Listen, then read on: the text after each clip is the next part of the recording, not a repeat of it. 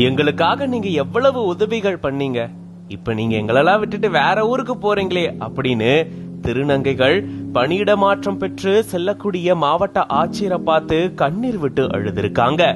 நாமக்கல் மாவட்ட ஆட்சியர் அலுவலகத்துல நடந்த நெகிழ்ச்சியான தருணம். பிரியாவிடை உபசரிப்பு நிகழ்வுல இப்படி ரொம்பவே எமோஷனல் ஆகி அழுதிருக்காங்க மாவட்ட ஆட்சியர் உமா அவர்கள்.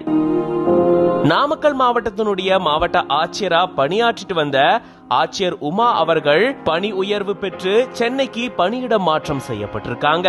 இந்த நிலையில தான் அவங்களுக்கு அங்க பிரியாவிடை உபசரிப்பு விழா ஏற்பாடு செய்யப்பட்டிருந்திருக்கு.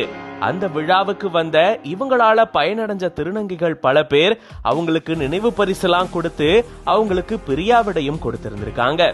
இவங்க ஆட்சியரா இருந்தப்போ அந்த ஊர்ல இருந்த திருநங்கைகளுக்காக நிறைய உதவிகளை இவங்க செஞ்சிருக்காங்களாம்.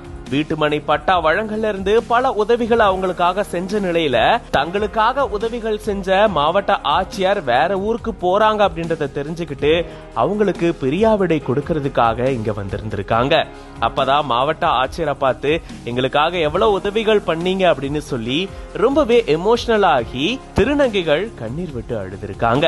அப்போ மாவட்ட ஆட்சியர் உமா அவர்களும் பாத்தீங்கன்னா கண்ணீர் விட்டு அழுதிருந்திருக்காங்க.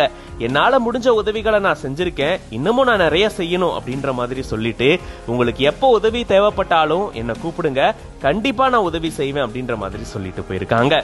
இப்படி பிரியாவிடை உபசரிப்பு நிகழ்வுல இந்த மாதிரியான நெகிழ்ச்சியான தருணம் நடந்திருக்கு. இது பத்தின உங்களுடைய கருத்துக்களை கமெண்ட்ஸ்ல சொல்லுங்க. For more updates follow Flix9. For spiritual contents follow Flix9 Divine. மேம்படுத்தப்பட்ட சமூக பொருளாதார வளர்ச்சி அடைய மக்களுக்கு வழிகாட்டுவதே மக்கள் நீதி மையத்தின் முதன்மை பணி.